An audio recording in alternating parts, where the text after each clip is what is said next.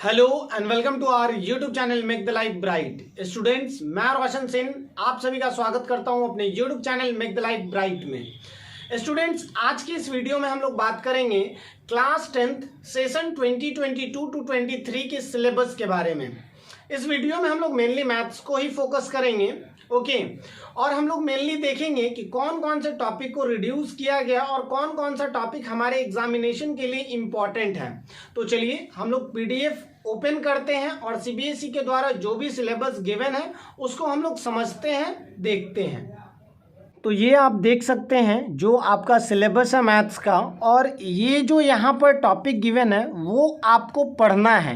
It means कि जो भी टॉपिक इसमें गिवन नहीं है वो रिड्यूस कर दिया गया है और वो आपके लिए इम्पॉर्टेंट क्लास 10th एग्जामिनेशन को लेकर के नहीं है, ओके। तो सबसे पहले हम देखते हैं, तो सबसे पहला नंबर है हमारा रियल नंबर का।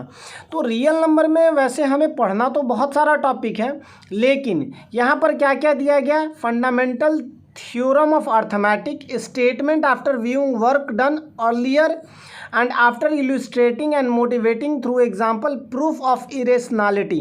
तो ये तो खैर जो इरेशनल प्रूफ करना होता है ये तो खैर पहले भी ज़रूरत था और काफ़ी ज़्यादा इम्पॉर्टेंट टॉपिक भी है, ठीक है। एक चीज़ और समझिए, इरेशनल यहाँ पर दिया गया इरेशनैलिटी को प्रूफ करने के लिए। तो इसमें भी 2-3 टाइप का क्वेश्चंस होता है। एक तो हमारा होता है कि आप प्रूफ करिए 2√2, मतलब रेशनल और इरेशनल का प्रोडक्ट। एक होता है 2 + √2 इज़ इरेशनल, ऐसा करके। तो ये सब इसके अंतर्गत आ गया, ठीक है। तो जितने भी टाइप की इरेशनैलिटी पर क्वेश्चंस होते हैं वो सारे आपके यहाँ से आ जाएंगे, ठीक है। अब देखिए फंडामेंटल थ्योरम ऑफ अर्थमेटिक में लेमा वगैरह जो आपको पढ़ना है, लेमा, एल्गोरिदम, ये सब आपको पढ़ना पड़ेगा, ठीक है। इसके बाद अगर हम बात करें पॉलिनोमियल्स का आता है, तो पॉलिनोमियल्स में zeros of the polynomial, relationship between zeros and coefficient of quadratic, ठीक है। तो क्वाड्रेटिक पॉलिनोमियल पढ़ना है, क्यूबिक पॉलिनोमियल आपको नहीं पढ़ना। मतलब कि यहाँ पर अगर गिवन नहीं है मतलब कि वो रिड्यूस कर दिया गया है, ये चीज़ आपको समझ आ जाना चाहिए, ठीक है। उसके बाद अलजेब्रा में सेकेंड पार्ट देखा जाए तो दिया गया pair of linear equation in 2 variable. तो ये ऑलमोस्ट टोटल टॉपिक आपको पढ़ना है, इसमें कोई भी टॉपिक आपको रिड्यूस नहीं है, क्योंकि जो जो पढ़ना है जो आपके बुक में वो दोनों आप मैच करके देख सकते हैं। आप या तो एनसीईआरटी बुक से मैच कर लीजिए या आरएस अग्रवाल से मैच कर लीजिए। पहला हमारा टॉपिक है pair of linear equation in 2 variable and graphical method of their solution, consistency और इनकंसिस्टेंसी। तो ये तो खैर पहला शुरुआत में यही टॉपिक है। फिर दूसरा हमारे पास जो मेथड होता है सॉल्यूशन का, जो लीनियर इक्वेशन इन 2 वेरिएबल, उसको हम बाई सब्स्टिट्यूशंस देखते हैं, बाई एलिमिनेशन देखते हैं, और एक क्रॉस मल्टीप्लिकेशंस मेथड भी देखते हैं। लेकिन यहाँ पर क्रॉस मल्टीप्लिकेशन मेथड गिवन नहीं है, इट मीन्स वो रिड्यूस है। एक यहाँ पर दिया गया सिंपल सिचुएशनल प्रॉब्लम, ठीक है। मतलब जो वर्ड प्रॉब्लम से रिलेटेड आप क्वेश्चंस करते हैं वहाँ पर सिंपल सा क्वेश्चंस जो होगा। अब देखिए अगर यहाँ पर सिंपल सिचुएशनल क्वेश्चन कह दिया गया तो ये मत कर दीजिएगा कि एकदम सिंपल सा क्वेश्चन सॉल्व कर लीजिएगा और जो क्वेश्चंस के टाइप है उसको छोड़ दीजिएगा। वो भी आपके लिए इंपॉर्टेंट है, क्वेश्चंस आ सकता है, ठीक है। यहाँ पर बस गिवन है कि सिंपल सा क्वेश्चन वहाँ से आएगा, लेकिन आपको सिंपल भी क्वेश्चन डिफिकल्ट लग जाएगा, ठीक है। तो ये तो हो गया हमारा। उसके बाद नेक्स्ट अगर देखें हम तो क्वाड्रेटिक इक्वेशन, तो क्वाड्रेटिक इक्वेशन में भी रिड्यूस लगभग नहीं किया गया है।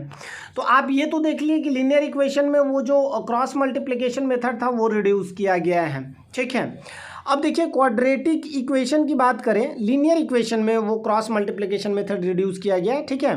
अब क्वाड्रेटिक इक्वेशन की बात करें तो standard form of quadratic equation ax² + bx + c, solution of quadratic equations only real root of by factorization by using quadratic formula. तो देखिए दो ही तरीके से तो आप बनाते थे, या तो फैक्टराइजेशन करके उसका सॉल्यूशंस फाइंड आउट करते थे, या फिर वो quadratic formula D find out करके b² - 4ac जो फार्मूला यूज़ करके आप सॉल्व करते थे वो।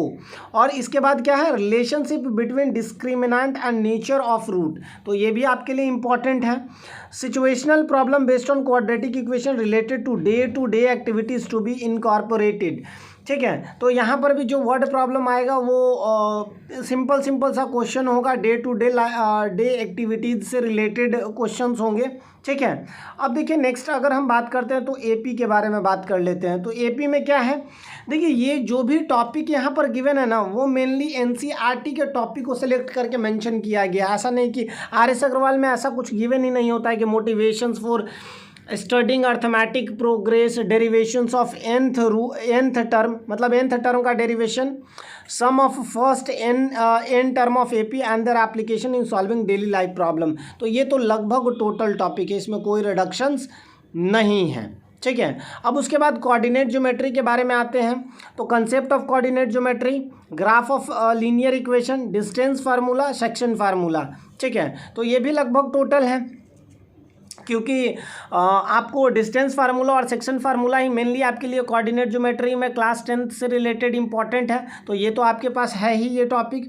अब देखिए यहाँ पर रिडक्शन हुआ है, ट्रायंगल वगैरह जो ज्योमेट्री पार्ट अगर देखा जाए तो इसमें बहुत ज़्यादा रिडक्शंस हुआ है।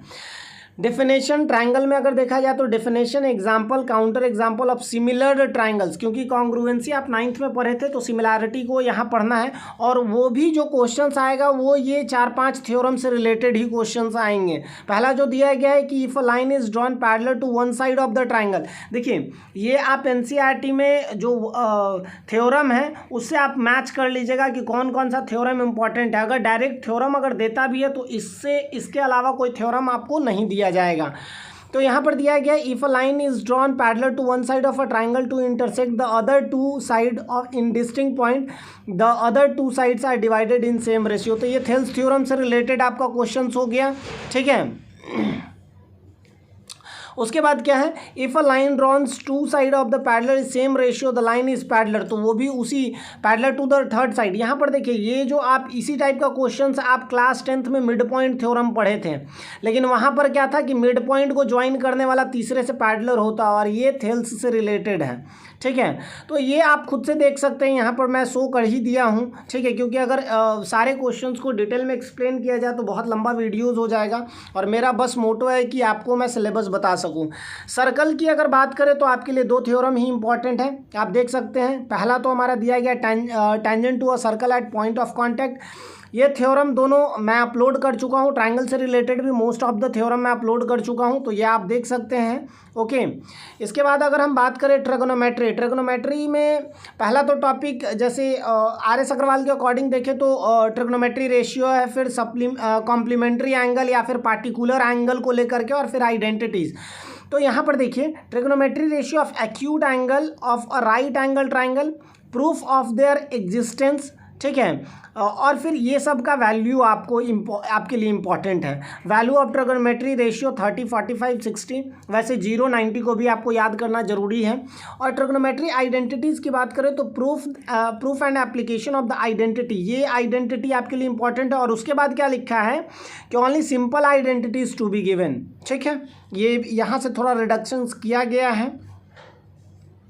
उसके बाद अगर हाइट एंड डिस्टेंस की बात करें तो हाइट एंड डिस्टेंस में कोई रिडक्शंस नहीं है, ठीक है। लेकिन यहाँ पर दे दिया गया शुड ओनली, यहाँ पर जो एंगल से रिलेटेड क्वेश्चन आएगा वो 30, 45 और 60 से ही रिलेटेड आएगा। एंगल ऑफ एलिवेशन, डिप्रेशंस, ये सब जो होगा वहाँ पर ये 30, 45 और 60 का ही एंगल दिया जाएगा, इसके अलावा कोई दूसरा एंगल नहीं रहेगा। मेंसुरेशन से बहुत ज़्यादा रिडक्शंस हैं, तो आप देख सकते हैं ये टॉपिक। दूसरा मैं आपको बता दूं, पहले ये देख लेते हैं स्टैटिस्टिक्स और प्रोबेबिलिटी, यहाँ से कोई रिडक्शंस नहीं है, ठीक है।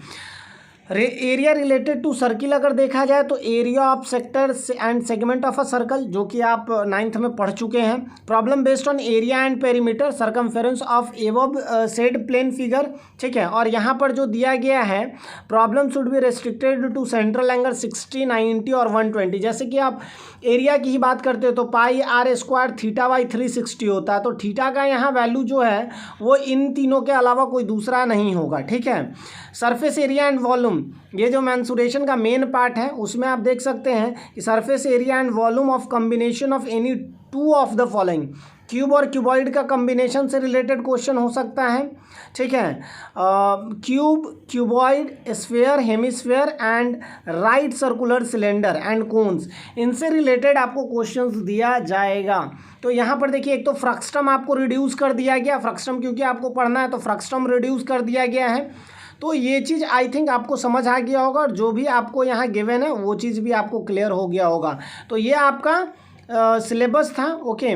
तो ये आई थिंक आपको समझ आ गया होगा। चलिए, तो हम लोग नेक्स्ट वीडियो में मिलते हैं, तब तक के लिए गुड बाय, जय हिंद।